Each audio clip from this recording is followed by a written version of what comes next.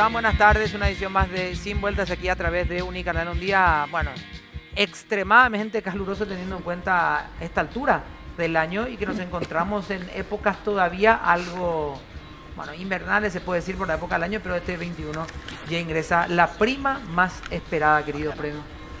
Querido Pedro, ingresa la prima más esperada, esa pariente que esperamos todos. La prima B, sí, sí. Vos sabés que, bueno, mañana ya empieza, o sea que a partir de mañana. Hoy ya va estamos, a ser un inicio caluroso. como diría, por inventar simplemente utilizar una frase que muy poco se utilizó, es el preludio de lo que se viene. Así es, nunca tan bien aplicado. Siempre innovando. Siempre innovando, así es. Pero calor, hoy incluso sensaciones que en la calle llegaban a 40 grados son los termómetros. Pero vos viste que los últimos días hubo como una despedida del invierno y de la mañana fresquitas. Sí, agradable. 15, 14 grados. Después ya nos volvemos a la normalidad. Pero eso ya se acaba, parece, ¿no? Sí, ya. Hoy, de hecho, esta mañana temprano, sí, ya teníamos 24 grados. Acá empezamos la mañana temprano, a las 7:30, 27 grados. 27 grados. Inviernos eran los de antes. Invierno eran los de antes. Así es. Mariana, ¿cómo estás? Bien, Toto, ¿cómo estás? Un saludo a toda la audiencia de Sin Vueltas. Hoy decías calor en las calles, temperatura alta, incluso por el fenómeno que veíamos hoy entre un juez y un limpiavidrios también, que fue uno de los temas de conversación, ¿verdad? También la temperatura alta hace que la temperatura interior suba también a veces. Sí, es una cuestión que hoy, a ver, se desarrolló en uno de los puntos un conflicto que ya se estaba haciendo esperar. Hay que decir que Mariscal momento. López y San Martín es una zona en donde los limpiavidrios tienen una presencia un poco intensa y no es la primera vez. Según dicen las denuncias ahí son bastante reiteradas también. Sí. No es la primera vez y en un tiempo desapareció la problemática, o por lo menos no se hizo visible. Porque la problemática como tal existe. Después la movida que se hizo y después volvieron todos, ¿no? Reaparecieron como si nada. Tal cual. ¿Cómo estás, Felipe? ¿Cómo te va? Todo muy bien, ¿no? Al parecer la municipalidad solo está esperando que pase una desgracia para tomar una medida. Es que la pregunta de cualquiera además, de los lados sin tomar ningún ya partido, ¿verdad? La pregunta además tiene que ser si es que la municipalidad tiene o no atribución. Es que, a ver. Aquí la Policía Nacional es la que debería actuar, hace mucho tiempo con los cuidacoches, con los limpiavidrios, con otros tipos de servicios, entre comillas, que son extorsivos, porque es una extorsión ante la violación de la ley, la policía debería estar cautelando. Lo que pasa es que es espacio público. Y claro, el tema es ese. Y vos fíjate que acá dicen que ven como imposible hacerlo, sin embargo, en otras ciudades de la ciudad, del país, no. Sí. Encarnación es un ejemplo crédito. Habría que traerlo a Encarnación a que nos cuenten un día cómo el debate está cierto, es un espacio público. Por eso no. ¿Sí? En donde efectivamente es competencia municipal definir quién se instala de manera permanente en ese espacio lo público. Mismo que te dan una autorización para poner un puesto de venta. Pero la cuestión de seguridad. Exacto, además del problema de la posición de estas personas en estos espacios, la gran pregunta es por qué la policía no hace nada ante el delito que se está cometiendo, que es la extorsión. Sí. ¿Verdad? O sea, son trabajo infantil, una cantidad. Si querés rascar, ahí si queremos buscar, ¿verdad? Tenemos. Si querés rascar, vamos a rascar. Un sinfín de situaciones, ¿verdad? Distribución de droga. La ocupación del espacio público, que es cuestión municipal, y también el tema de seguridad, que es una cuestión de la policía, ¿verdad? Se naturalizó esta situación, que no es natural, al igual que siguen los inconvenientes con los cuidacoches. O sea, entre comillas, cuidacoches, ¿verdad? Porque continúan reservando espacios, que esa sí es competencia municipal, la precautelar que esos espacios no se reserven, entre comillas, para el uso y la explotación de estas personas, ¿verdad? Claro. Y las cuestiones que tienen que ver con el maltrato, la extorsión, los inconvenientes de violencia. La inseguridad también. La inseguridad en sí, esa es una cuestión de la policía, ¿verdad? Y hoy actuó la policía después de que ya se estaban agarrando a las trompadas. Fortuitamente pasó el equipo Lince, están patrullando, bueno, es una buena señal por lo menos, pero no es que... Pero no es la regla. No es la regla. Ni es que están siempre. No sabíamos cómo iba a terminar eso. No sabíamos cómo iba a terminar. Podía haber terminado mucho peor. Hay que decir, igual que la policía, para mí, por lo menos en este caso, acudió. Tampoco puedo pedir que esté policía en todas las esquinas, ¿verdad? Claro, acudió rápidamente en un sistema y actuó bien también, Toto. Tampoco fue agresiva, o sea, contuvo la situación. No fue que fue a cargar más tinta sobre la... Claro, que es lo importante. Pero este tipo de situaciones se puede desbordar si es que alguien en un vehículo tiene un arma. Ocurre este tipo de cosas y pierde el control de la situación. Y ofuscado termina eliminando a alguien. Totalmente. Y terminamos en justicia por manos propias. Claro, estamos a punto, que ni siquiera sería justicia, porque ahí vamos a entrar ya en lo que debatimos acá una vez, el exceso en la defensa o en el ataque, ¿verdad? Sí. O sea, hay muchas cuestiones por discutir sobre este tema, que ha sido uno de los disparantes de la jornada. Sin dudas, el otro gran tema que desde ayer viene generando información, y es información triste la que viene generando, es el sismo ocurrido en México, este doble sismo. En realidad, primero hablaban de uno en una escala de 7.2, después ya 7.1, después ya se comenzaba a hablar de uno en 6.2, otros hablaban de que podía haber sido más alto, se estaban definiendo algunos números. Lo concreto es que hasta aquí ha dejado un número superior a los 200 fallecidos en este inconveniente sísmico en México. Hay un paraguayo, en realidad, un nacionalizado paraguayo, él es José Lee, que lo continúan buscando hasta ahora sin respuesta. No hay definición tampoco de cuánto tiempo vivió en nuestro país, si es parte de esas personas que llegaron hasta nuestro país, consiguieron el documento y volvieron a salir, o si es que su familia se llegó a instalar en el Paraguay y a partir de ahí él volvió a migrar. No es la típica situación de muchos inmigrantes orientales que han llegado a nuestro país, como la colectividad coreana o japonesa, que se han instalado y a partir de aquí nacieron sus hijos y después fueron al exterior. Hablamos de una persona que se nacionalizó y que el gobierno paraguayo está interesado en saber en dónde se encuentra. Claro, comentaba el embajador que paraguayo en México, que justamente ellos tienen como grupos de WhatsApp donde todo el mundo empezó a reportarse, ¿verdad? Justamente fue él el único que no se reportó hasta ahora, y bueno, están por ahora como desaparecidos, ¿verdad? La última vez lo vieron en creo que una fábrica, algo así, bueno, estaba una hilandería. Una hilandería, sí. En una zona que hoy nos decía Georgina Sabatiero en Radio 1, una becaria que está viviendo en México, nos mencionaba que es una zona industrial en donde en preferencia hay muchos extranjeros. Así y José Lee formaba parte de este grupo de extranjeros que estaba trabajando en esa parte de México. Ya vamos a presentar a los invitados de la jornada.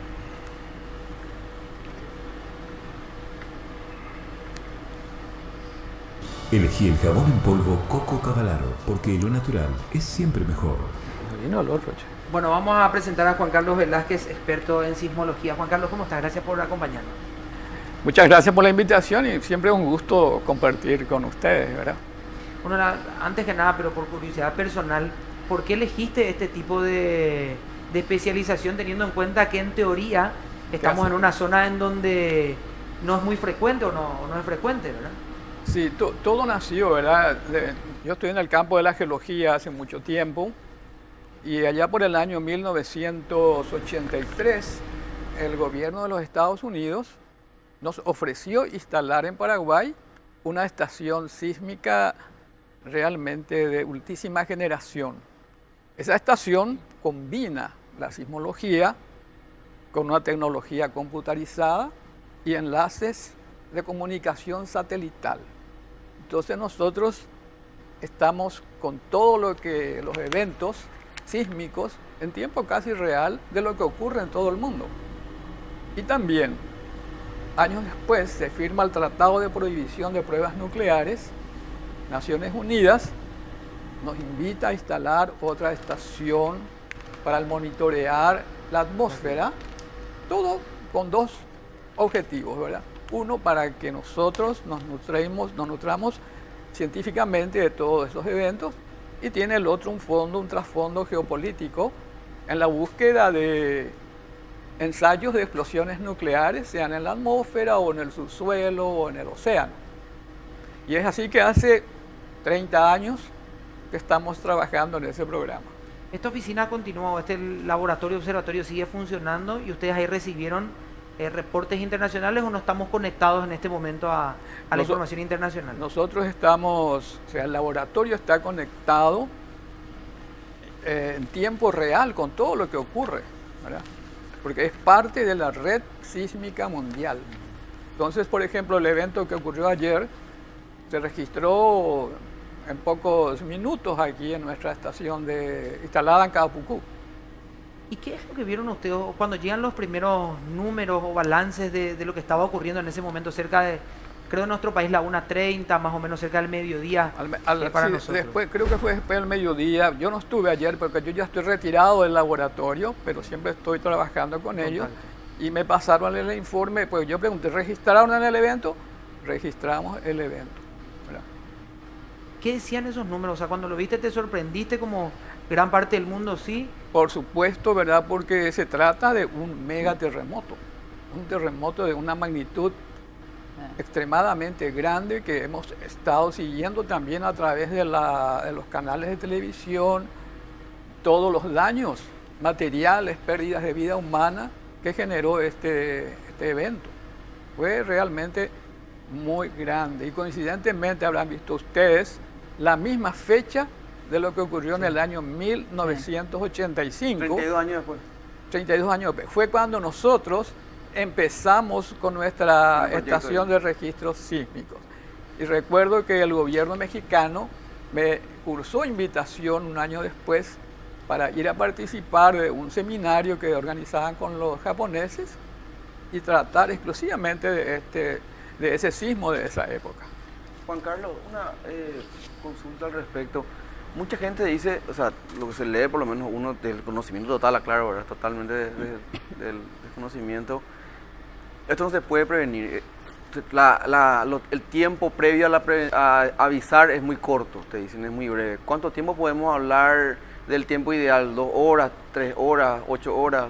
Resulta que no se puede predecir en qué momento va a ocurrir un terremoto. Okay. Lo que nosotros sabemos son cuáles son las regiones, las zonas más propensas en donde ocurren y se producen terremotos. Entonces, países con alguna cultura en lo que es la prevención sísmica ya toman todas las precauciones con una ingeniería de construcciones sismo resistentes. Sí. ¿Verdad? Eso ocurre normalmente en Japón, Chile, Estados Unidos, que por supuesto tienen muchos más medios y pueden llevar adelante esa cultura de prevención. Pero en otros países, ¿verdad? Tuvimos muchos ejemplos, Haití, por ejemplo, que construcciones muy precarias, ante una sacudida se cayó todo, ¿verdad? Pero hasta el momento, es muy difícil, casi no se hace la predicción de que el evento va a ocurrir. Recuerdan ustedes, habrán leído también en 1906 el famoso terremoto de la falla de San Andrés. Después de eso estamos esperando todavía que se produzca un megaterremoto, el Big One, claro. Y todavía no ocurre, ¿verdad? Revienta por todos lados, pero ahí... Que desprenda lo que se conoce como Los Ángeles, California. Sí, en la costa del Pacífico. Claro, California. Ahí ocurrió el terremoto en la falla de San Andrés en 1906 y se anunció que vendría un Big One. Y no ocurrió, afortunadamente, hasta este momento. Claro. Sí, hoy, por ejemplo, estuve leyendo que se registraron sismos en Nueva Zelanda y en el mar del Japón. ¿Es toda la misma placa o...? Para entender un poquito, ¿no? Sí. Porque es como un efecto dominó que en tal parte y luego se va replicando en otras zonas del mundo. Tenemos nosotros lo que se llama el cinturón de fuego del Pacífico, sí. ¿Verdad? Que va desde la punta de Chile, pasando por Chile, Perú, Ecuador, Centroamérica, Estados Unidos y pega la vuelta por Japón y todos los otros países, ¿verdad? Son zonas sísmicamente, son regiones sísmicamente muy activas. Ahí se producen prácticamente todos los grandes terremotos y volcanes, ¿verdad? Si ustedes miran un mapa sísmico de la región, van a ver que eso está lleno de puntitos rojos, claro, de terremotos y volcanes que se originan en esa región. Son zonas muy inestables. Mariana. Bueno, conectando un poco, digamos, la situación aquí en nuestro país, esto que usted mencionaba de la predicción, digamos, ¿no tiene que ver con una falta de tecnología desarrollada o realmente es muy difícil prever eso, o sea, prever la aparición justamente de los terremotos, más allá de las horas con las que podemos sí anunciar eso? ¿Tiene que ver con una tecnología que falta o realmente no va a haber tecnología, digamos? Hasta el momento no se tiene esa tecnología a nivel científico mundial, ¿verdad? No se conoce. En muchas situaciones se menciona que algunos animales predicen cuando va a ocurrir un evento de esta naturaleza.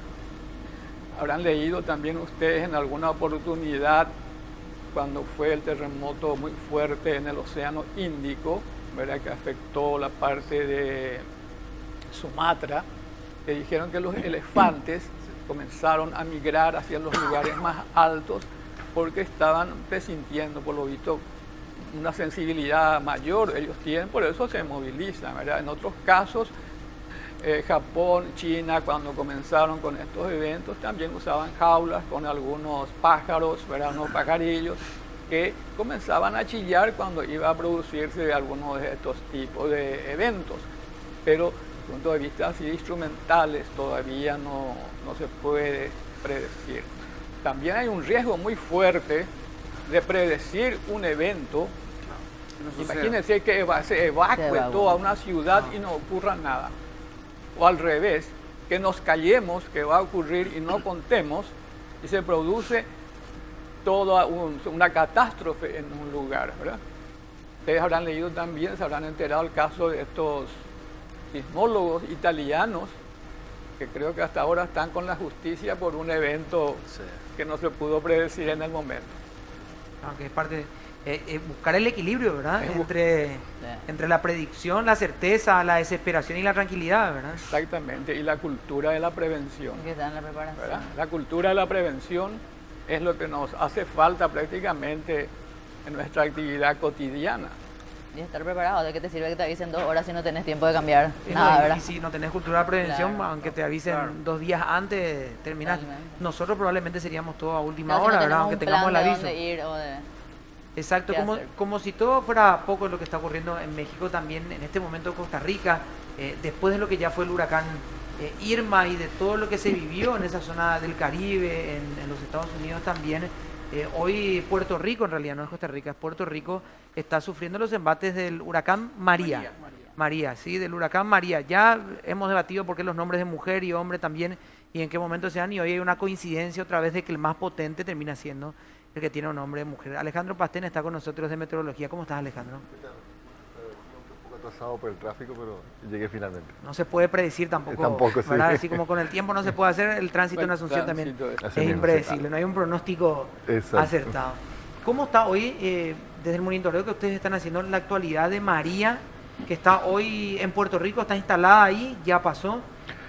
Sí, bueno, la evolución y las proyecciones que al menos la NOAA está previendo indican que eso va a seguir avanzando hacia el norte, más o menos. Creo que de refilón estaba inclusive anunciándose por Punta Cana, hoy estaba viendo las noticias y todo eso. Y bueno, realmente es preocupante la cantidad de huracanes que están fuertes que están llegando, porque la época normal de huracanes es justamente esta, del 1 de junio al 30 de noviembre, o sea, estamos dentro de la época normal de huracanes y normalmente suelen ocurrir 9 a 12 a 15 huracanes por temporada y 5 llegan a ser relativamente fuertes. Esta vez estamos teniendo, se está observando una seguidilla de huracanes muy próximo a la escala de 4 a 5, eso es un poco lo que preocupa, la intensidad de los fenómenos, de los eventos, ¿verdad? En un rato, Alejandro, te voy a consultar cómo nos puede afectar esta realidad, ¿verdad? O sea, finalmente vamos a terminar sintiendo algún efecto, ¿no? También es la gran pregunta. Pero antes vamos hasta México, vamos a saludar a Georgina Sabatiero, compatriota que está actualmente residiendo en México, ella es becaria. Georgina, ¿cómo estás? Buenas noches de Asunción, te saluda a Toto González. Hola Toto, para ustedes y también para todo el elenco. Bueno, te estamos viendo. Georgina, ¿estás en tu casa en este momento en donde vivís? ¿Estás en un lugar, cambiaste de locación, digamos, por toda esta situación? No, en realidad no estoy en mi departamento, estamos en el departamento del hermano de mi pareja. Nosotros vivimos más hacia el centro de la ciudad. Mucho de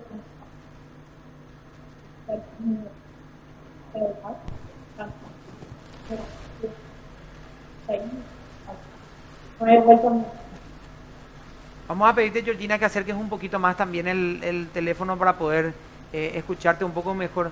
En la actualidad, hoy, a raíz de este desplazamiento, digamos, que tienen los habitantes de las zonas más afectadas, ¿cómo hicieron con sus cosas, con sus pertenencias? ¿Evitaron ingresar a sacar algo y evitaron ingresar a sus viviendas a poder llevarse, aunque sea la ropa que van a utilizar en estos días? ¿Cómo están viviendo estas primeras horas, ya no solamente como afectados, sino como desplazados de esta situación? Sí, de hecho que bueno, nosotros por precaución decidimos no dormir ahí, pero el edificio nuestro aparentemente no tiene ningún daño, así que pudimos entrar, sacar una muda de ropa y bueno, ya venir. Ayer entre que uno está con el caos y el pánico y todo eso, tampoco prevé mucho como qué va a llevar, ¿no? Sí, hoy que uno ya está en los momentos, las horas después, donde bueno, ven desplazamientos en la ciudad y qué sé yo, lo que estamos observando a la zona donde hemos ido, que es zona de afectación, es que sí hay familias sacando pertenencias de sus edificios, sobre todo aquellos que todavía están con riesgo de derrumbe, ¿no? Porque si bien el temblor ya pasó, eso fue ayer, ciudad, ciertas zonas, hay todavía edificios que están con riesgo de derrumbe. Entonces, estamos todos a la expectativa de que ojalá no pase nada, pero siempre con precaución sobre todo. Georgina, ¿qué información tienen hoy o qué tipo de información le puede dar el Estado mexicano a ustedes sobre las posibles réplicas, si es que esto se puede dar o no? Estamos con un especialista aquí, nos dice este tipo de cuestiones Sí. no pueden ser, no se pueden predecir o no se pueden anticipar de manera responsable al menos. Entonces, ¿cómo se manejan ustedes en ese sentido? Justo le escuchaba yo al especialista antes de entrar al aire y la misma información nos provee acá el Estado mexicano. De hecho, constantemente salen avisos en las redes sociales de que no se socialicen informaciones falsas de que hay una réplica segura. ¿Cuál es el temor? En el año 85, que fue el terremoto bien fuerte que hubo en México, al día siguiente hubo réplica. Y en esa oportunidad los edificios no estaban preparados como hoy, así que ya con el primer terremoto se cayó en muchas partes de la ciudad y con la réplica terminaron de caer aquellos edificios que quedaron afectados. Entonces, por más de que nosotros no tengamos la seguridad de que la réplica sí o sí tenga que venir, ni en qué día, ni a qué hora, ni nada de eso, evidentemente el temor está latente y estamos como todos en expectativa esperando que no suceda, pero no por eso dejando de tener las precauciones, sobre todo en las partes de la ciudad que están afectadas, donde uno sabe que no tiene que pasar cerca de ciertos edificios o de ciertos árboles o de cables que han caído. Entonces, no estamos en pánico como que vamos a huir todos de la Ciudad de México, pero sí estamos con las precauciones necesarias ante desastres naturales. Está aquí conmigo también Felipe, Mariana y Pedro, y creo que todos tienen consultas para ella. Pedro. Sí, Georgina, nosotros queremos saber si están los paraguayos en contacto, queremos saber si se sabe algo de este ciudadano, bueno, nacionalizado paraguayo, pero que está desaparecido. ¿Qué novedades tienen ustedes desde allí?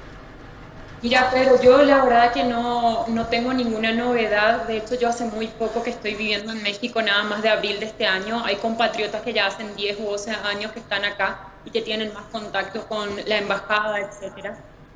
Yo no me enteré de la desaparición, o por lo menos de que todavía no apareció este chico esta madrugada por redes sociales, pero aún no tenemos novedades y de hecho que, bueno, en estas horas que transcurrieron, yo recién ahora estoy retomando, digamos, la utilización del celular porque también estamos pendientes a poder colaborar y a trasladarnos a la ciudad. Pero hasta ahora yo lastimosamente no tengo información y sí voy a comunicarme con un amigo de la embajada a ver si ellos ya saben algo. Felipe. Sí, Georgina, Felipe soy. ¿Cómo te va? Felipe. Georgina, ¿cuál es el ánimo que se siente ahí, digamos, en la ciudad? ¿Qué dice la gente? ¿Cómo se siente? ¿El optimismo? ¿Hay todavía como un temor? ¿Cómo escribirías eso? Se siente dolor, se siente mucho dolor. Yo creo que no hace falta ser mexicano para sentir la angustia que hay en este país hoy y a tan pocos días de haber tenido un terremoto que sacudió al sur del país y ahora hoy esto, y hay mucha angustia, hay mucho dolor, hay mucha frustración.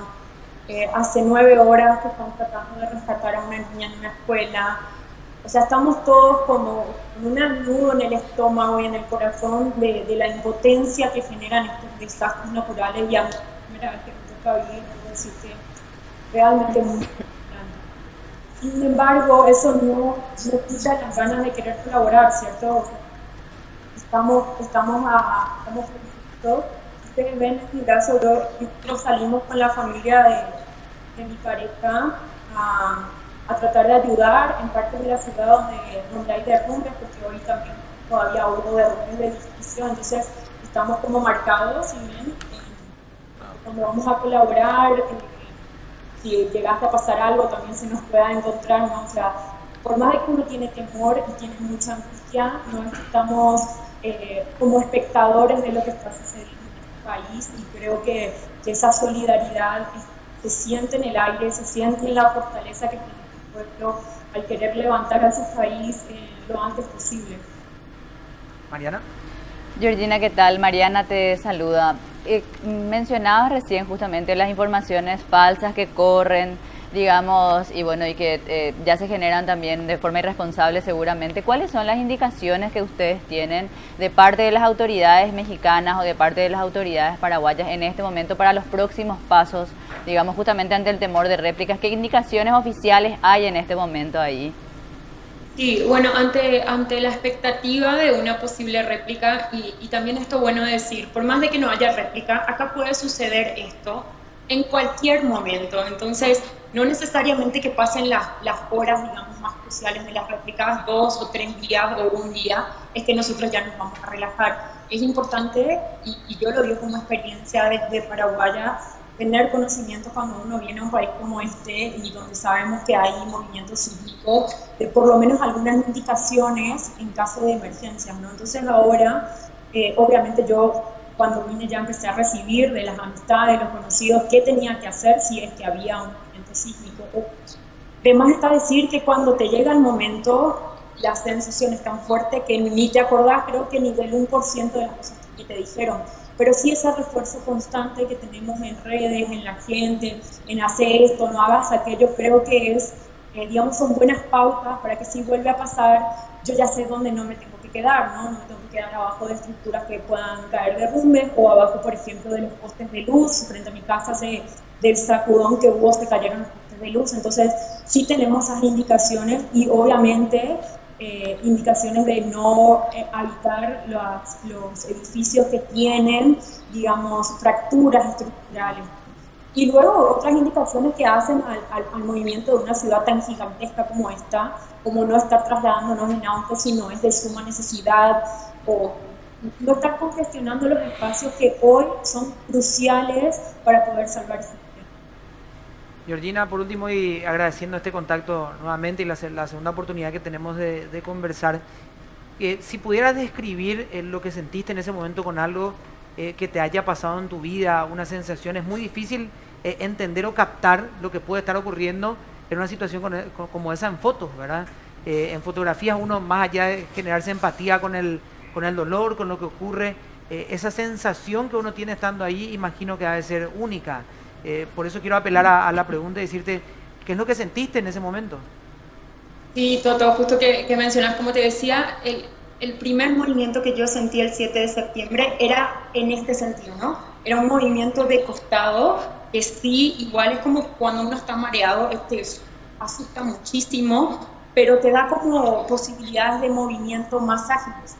En cambio ayer el movimiento era de arriba abajo, es trepidatorio. Entonces lo que sucedía es que luego de escuchar la alerta sísmica, que por cierto era la segunda vez en el día que sonaba, porque ayer tuvimos el simulacro, ya del pánico y del movimiento que te sacude, a mí no me daba ni tiempo de abrir la puerta. Yo no sé cómo logré salir en un ataque de pánico, de llanto, de desesperación, pero sí, es una sensación que no le deseo a nadie y que espero que este país no la tenga que volver a sufrir.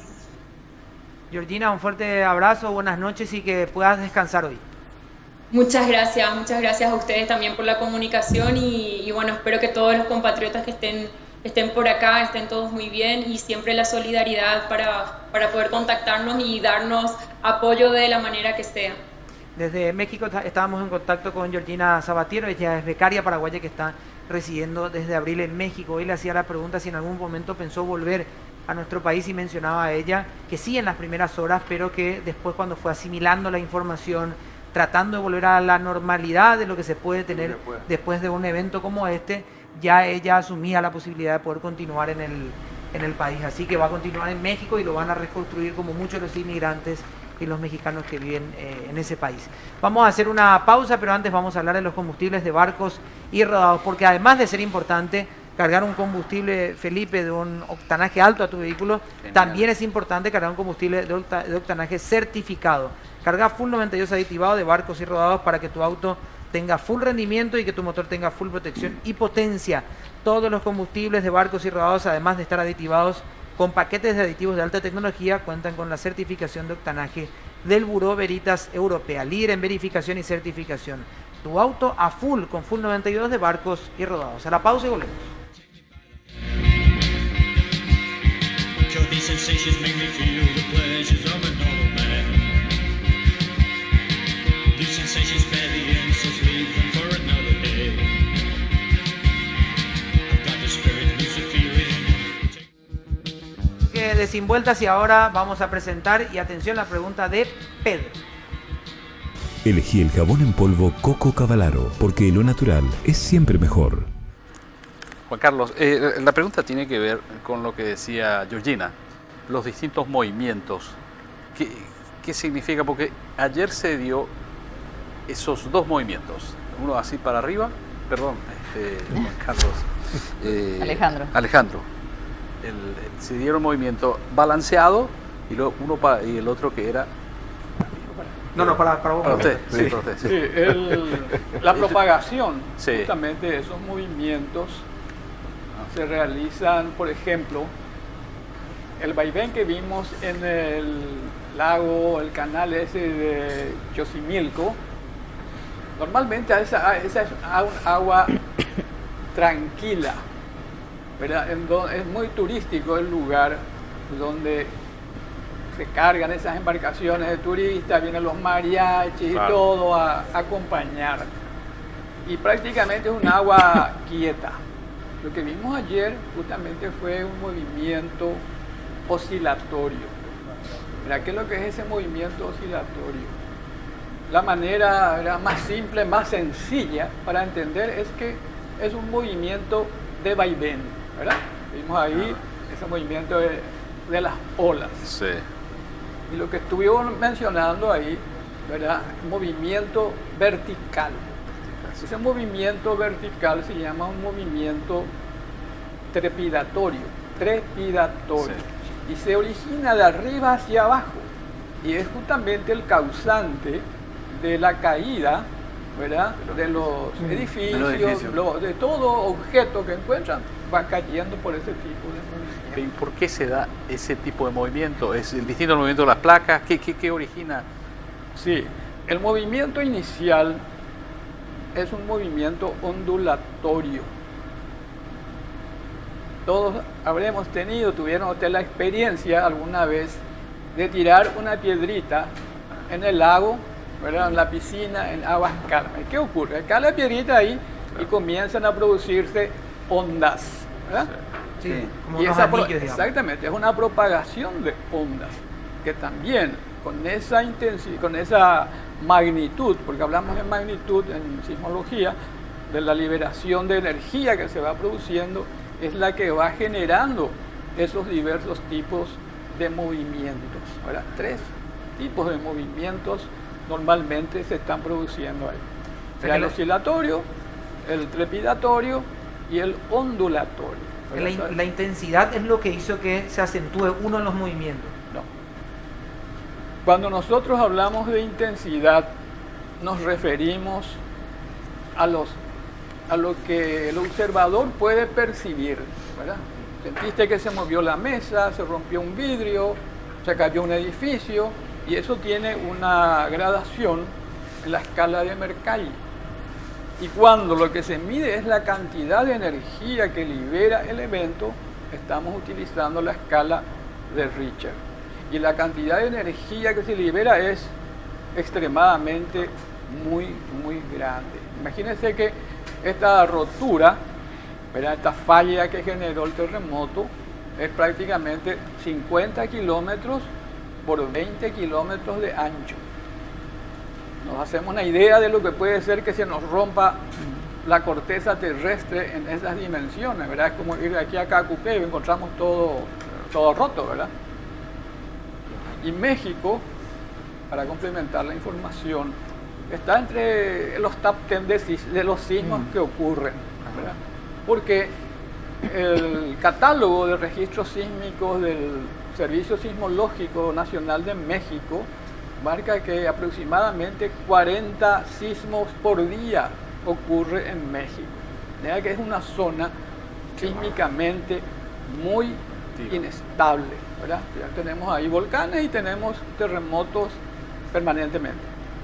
Mariana y después Juan Felipe. Para Alejandro Pastén, gerente de la Dirección de Meteorología, desde Paraguay, digamos, ¿qué es lo que se puede, no sé si hacer o cómo nos conectamos nosotros con esta realidad que sucede? Como observadores, hay datos que se solicitan, por ejemplo, datos de regiones como la nuestra, aunque estén muy lejos. Es decir, ¿cómo se trabaja en esto? ¿Tenemos algún tipo de... ¿Cambia algo en la Dirección de Meteorología cuando sucede esto o realmente somos espectadores, digamos, porque es muy lejano? ¿O cómo se da esto? Bueno, realmente el flujo de datos es constante, o sea que la Dirección de Meteorología genera una cantidad de datos hora a hora y esos datos son distribuidos al mundo, o sea que todo eso de alguna forma pasa a formar parte de la red mundial de datos meteorológicos. Esos datos de alguna forma se usan para modelación, para alimentar modelos, hacer reanálisis, un montón de cosas, ¿verdad? Y asimismo también nosotros tenemos acceso a toda esa información otramente como forma de retroalimentación. Obviamente todo esto que ocurre hoy en día con los huracanes, toda la energía que se produce allí cuando se producen los huracanes, de alguna forma estamos mirando porque eso en algún momento puede modificar algún patrón de la dinámica de la atmósfera que en algún momento pueda repercutir aquí, ¿verdad? Pero no es una acción inmediata, como algunas personas piensan que los huracanes ya nos pueden afectar directamente a Paraguay. Es imposible, un huracán no nos puede afectar porque prácticamente el combustible de los huracanes es el océano. Claro. Y no tenemos océanos aquí. Entonces, un huracán no nos puede afectar a nosotros directamente. Parece que hay un punto positivo de no tener... Mediterráneo, ¿verdad? Y sí, de alguna forma, ¿verdad? Encontramos Sí, uno. para cualquiera de los dos. Pregunta expansiva. Una pregunta expansiva. Qué mal. Bueno. ¿Cuánto pesa o sí o no, o tiene si es sí en algún grado todo lo que tiene que ver con el medio ambiente, la deforestación? ¿Tiene algo que ver con el tema de los terremotos o solamente se afecta lo que tiene que ver con los movimientos en el mar? Desde el punto de vista meteorológico, en cierta forma la deforestación puede tener un impacto dependiendo de qué tan grande sea la superficie deforestada, ¿verdad? Si nos basamos en lo que siglos atrás era toda esta zona de un gran bosque, hoy en día es una gran zona productiva, ¿verdad? Obviamente eso pudo haber tenido una incidencia en el clima regional de Sudamérica. De hecho hay algunos estudios que se han hecho en el caso del Amazonas, se ha deforestado en el Amazonas matemáticamente, digamos, en forma de los modelos, para ver cómo podría reaccionar el clima en Sudamérica, ¿verdad? Y se habla de una gran desertificación. Pero bueno, obviamente eso es una realidad extrema. Estamos hablando de deforestar desde el Amazonas, ¿verdad? Y un bosque como el Amazonas obviamente va a tener un impacto sí o sí a nivel mundial. Eso no es imposible, ¿verdad? Vamos a hacer una pausa, pero antes tenemos un consejo también de Mariana para acompañarnos con todo el ritmo. Por supuesto, para bailar y cantar como nos gusta a los latinos. Soy Latino, la fiesta de todos se llega este 7 de octubre y va a ser en el Club Olimpia. Las entradas están a la venta en Red UTS y es una convocatoria fabulosa con los mejores exponentes de la música latina. Carlos Vives, Wisin y Fonseca. Para bailar con todo, realmente canciones como La Violeta, La Gota Fría de Carlos Vives, Vacaciones, Escápate Conmigo, también de Wisin y Fonseca, por supuesto, con Te Mando Flores y Vine a Buscarte. Entradas en venta en Red UTS, no podés faltar. Soy Latino, la fiesta de todos.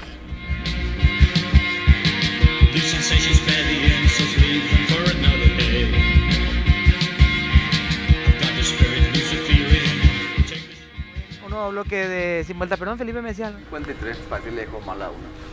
Sí, hay mucha gente muy Para que afectada. quedaron esperando.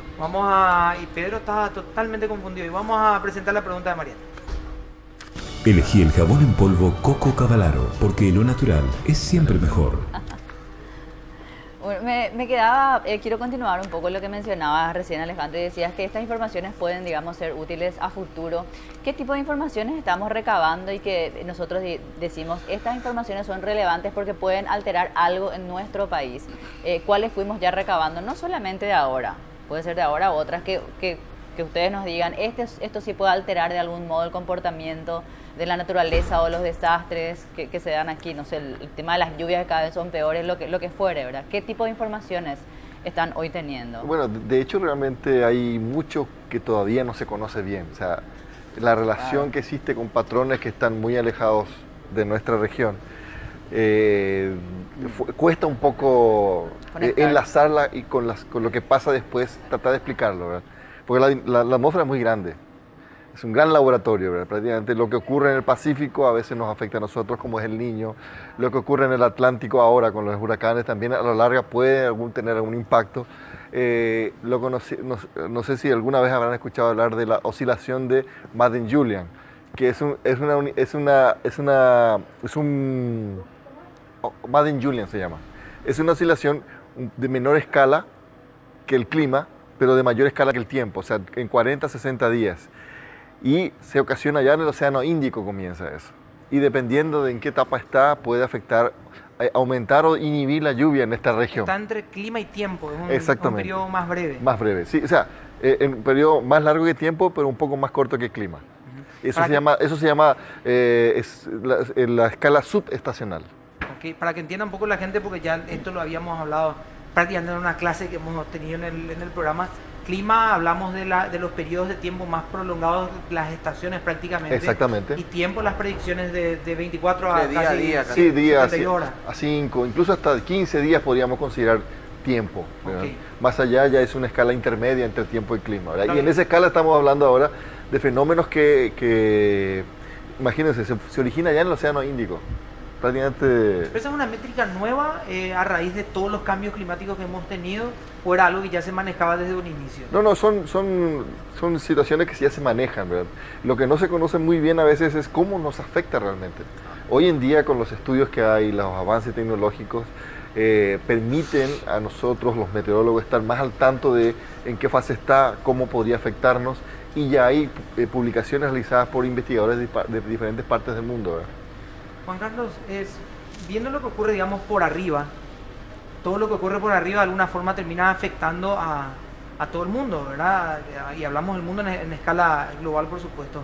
Y lo que ocurre por debajo, estas fallas, estos movimientos, estos temblores, nos afectan, no haciéndonos temblar a lo mejor a nosotros aquí abajo, pero nos afecta de alguna forma. Por supuesto, ¿verdad? Todo lo que ocurre en el subsuelo, ¿verdad? Traducido como terremotos, normalmente genera diferentes tipos de daños dependiendo de la región en donde se produce, ¿verdad? Las áreas urbanas con un crecimiento demográfico alto normalmente son las más afectadas, ¿verdad? Pero un mismo evento de esta naturaleza puede ocurrir. Por ejemplo, en nuestro país, tomemos el Chaco, ¿verdad? Que prácticamente es casi despoblado. Puede ocurrir y no pasa de ser un fenómeno natural, ¿verdad? Que cree mucho pánico en la población. Siempre está en relación al crecimiento demográfico y el desarrollo urbanístico que está en el sitio que es afectado por el terremoto, ¿verdad? Va a parecer un poco perverso lo que te voy a preguntar, en el sentido de comparar sin la intención de generar ningún tipo de pánico, pero simplemente para entender en propia piel la magnitud de lo que ocurrió. Si este tipo de evento, con la misma escala, con la misma potencia e intensidad, ocurriera en Asunción, estaríamos hablando de que Asunción, con la preparación que hoy tiene, desaparecería, tendríamos una catástrofe. ¿Hasta dónde llegaría? ¿Hasta dónde llegaría? ¿Hasta dónde llegaría? Ponerle el epicentro en Asunción y dónde. No me imaginaría. Seríamos como Haití. Sí, porque desde el punto de vista geológico, ¿verdad? Nuestro suelo, acá en la región central, es muy frágil, ¿verdad? Es un suelo muy frágil. Entonces, un evento de esa naturaleza tiene que afectarnos. Imagínense ustedes que hay veces eventos sísmicos que ocurren en Salta o en Entre Ríos, ¿verdad? Eventos fuertes, llegan a generar algún pandeo de los edificios de Asunción, ¿verdad? 1500 kilómetros más o menos de separación. Entonces, no existen ya también actualmente en los trabajos de construcciones que se están tomando algunas medidas preventivas, ¿verdad? Con los edificios nuevos principalmente. Ustedes no recordarán, pero habrán leído 1982, abril, los primeros días de abril, creo que era Semana Santa, en Villa Haya, aquí enfrente, se produjo un terremoto de 5, gradación 5 en la escala de Richter, y Asunción vibró cuando eso, la gente salió despavorida a las calles. Y tener un evento de esta naturaleza en lugares con construcciones, algunas están seguramente protegidas, pero el resto, vieron ustedes, son construcciones muy precarias. Pedro. Lo que quería por ahí, Toto, permíteme ejemplificar, es que si ocurre un temblor, por ejemplo, de una escala 6 o 7, estaríamos devastados. O sea, lo que ocurrió, para poner los ejemplos, ¿viste? Lo que ocurrió en Haití nos pasaría a nosotros. O sea, de hecho, volveríamos más o menos a la edad de la piedra. Fíjate, ahí, lo de Haití fue hace más de 10 años y no se puede recuperar. No se pueden recuperar. Exactamente. No se puede recuperar. A nosotros estaríamos expuestos a eso, es la pregunta, ¿no? Sí, por supuesto que enfrentaríamos a eso. Tenemos que recordar que nosotros tenemos construcciones, muchas construcciones precarias. Y ante una sacudida de esa naturaleza, por supuesto que va a llevar a la caída de edificios. Ojalá que no nunca ocurra, ¿verdad? Este tipo de amenazas, por lo menos, no tenemos todavía en nuestro país. A ver, pero por un lado, digamos, no estamos preparados en infraestructura definitivamente, pero tampoco valdría, no sé si decir la pena en realidad, pero que nosotros preparemos las construcciones como para resistir a un eventual terremoto o un movimiento de esa forma, porque en realidad no es posible, digamos. Exactamente. O sea, no, creo yo que uno de los... No es que no estamos previniendo, sino que en realidad no... Estamos muy lejos, ¿verdad? Claro. Creo que uno de los únicos edificios, construcciones que existen en Asunción era el de la iglesia de los mormones. Siempre con la mentalidad, la iglesia tiene que ser lo último en caer. La catedral, la que está en Brasilia. Sí. Sí. De España. Bueno, y nosotros, ¿verdad?, desde el punto de vista geológico, estructural, sísmico, estamos en una región geológicamente muy estable. Si comparamos con los países de la región andina, ¿verdad? Todo lo que ocurre, vieron ustedes en la costa Pacífico, Chile, la parte también de San Juan, Salta, permanentemente, todos los días hay terremotos ahí. ¿Por qué? Hay una placa que se llama la placa de Nazca, que se desliza por debajo de la placa sudamericana donde estamos nosotros. Entonces, esa declinación que se produce a medida que va entrando hacia nuestro país está cada vez más profundo. En el Chaco, por ejemplo, los eventos sísmicos registrados tenían un foco a los 560 kilómetros de profundidad. Y si nosotros comparamos lo que ocurre en Chile o en Argentina, normalmente son de 10 kilómetros de profundidad, son sismos superficiales, los nuestros son sismos profundos. Y también les agrego que a medida que nos desplazamos hacia el océano Atlántico, es mucho más estable. Algo que hay veces la generalidad no piensa, no le pasa por la cabeza lo siguiente, que cuando uno planea unas vacaciones, ir a la playa, prácticamente las empresas de turismo no ofrecen la región del Pacífico, ¿verdad? Todos nos vamos al Brasil o nos vamos a la Argentina o al Uruguay, por eso justamente hay más estabilidad. La plataforma continental hacia el Atlántico penetra mucho más, ¿verdad? Entre África y América del Sur la separación entre la placa sudamericana y la placa africana está en el medio de los dos, muy alejado de la costa, ¿verdad? Muy alejado de la costa. Entonces tenemos más playas, prácticamente sismo cero, ¿verdad? Y en el Pacífico la placa está ahí pegada con la sudamericana, con el Caribe, Con Oceanía. pues, exactamente, están ahí en contacto, ¿verdad? Y permanentemente las placas se desplazan milimétricamente, no es que se desplazan por centímetros ni por metros, ¿verdad? Sino con un desplazamiento muy débil, ¿verdad? Y ese desplazamiento almacena mucha energía, y cuando encuentra una posibilidad, el material sale afuera, y eso es lo que revienta la corteza, se forma una falla geológica, y es un terremoto el que lo causó. Estamos teniendo realmente una clase muy interesante, les digo, sobre todo para aquellas personas que estuvieron recién de vacaciones y tuvieron problemas, bueno, a lo mejor tuvieran que haber averiguado un poquito mejor. Vamos a la pausa y volvemos.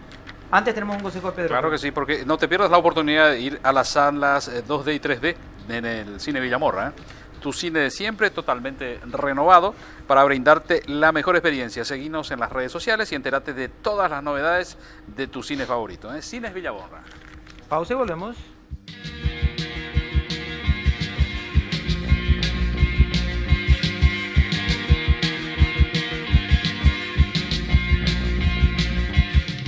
Muy bien, estamos terminando el programa, la edición de hoy de Sin Vueltas, por supuesto, y vamos a agradecer a los invitados que nos acompañaron en esta jornada. Elegí el jabón en polvo Coco Cavalaro, porque lo natural es siempre mejor. Alejandro, gracias por acompañarnos. Apasionante realmente cómo ha crecido el debate sobre este tipo de cosas, porque era información que antes era aislada para nosotros y hoy, no lo estoy diciendo solamente por este espacio, sino todos los espacios periodísticos que hablan de las cuestiones meteorológicas. Sí, hoy también se discute mucho eso, si realmente hay más fenómenos que antes o la información llega más rápido, entonces todo el mundo está enterado. De hecho, mencionaba recién el tema del famoso tornado que ocurrió el 20 de septiembre de 1926, que son 92 años atrás, en Encarnación, que se habla, que se mencionó que murieron 300 personas por consecuencia del tornado, ¿verdad? O sea, un triste aniversario vendría a ser para esa... Que se recuerda también el día. Gracias, Alejandro, muy amable. Cuando gusten. Juan Carlos, gracias por acompañarnos. Imagino que vas a seguir también todo lo que está ocurriendo y lo vas a monitorear desde la distancia, ¿verdad? Sí, exactamente, y estamos siempre a las órdenes cuando ustedes quieran, con todo gusto. Y les puedo decir que en este mismo momento, de acuerdo a los datos en tiempo real que yo recibo, estamos en un momento de quietud, pero se han registrado 256 terremotos en el día de hoy. En el día de hoy. Eso es en todo el mundo. En el mundo, sí, en todo el mundo, ¿verdad? El 200 registro global es de 256 y este mismo momento dice hay quietud, no hay nada. Por suerte, mira que estamos en una tierra que se mueve, que se sacudió mucho en estos últimos meses. Bueno, nosotros nos vamos retirando. Esta noche, 20 y 50, también Teletón lanza la campaña 2017, así que nos vamos a acompañar también desde ahí. Será hasta invitado mañana Felipe, Mariana también. Voy a hablar con Sandra, le voy a pedir que tomes la medicamento, pero si nos vamos mañana, chao.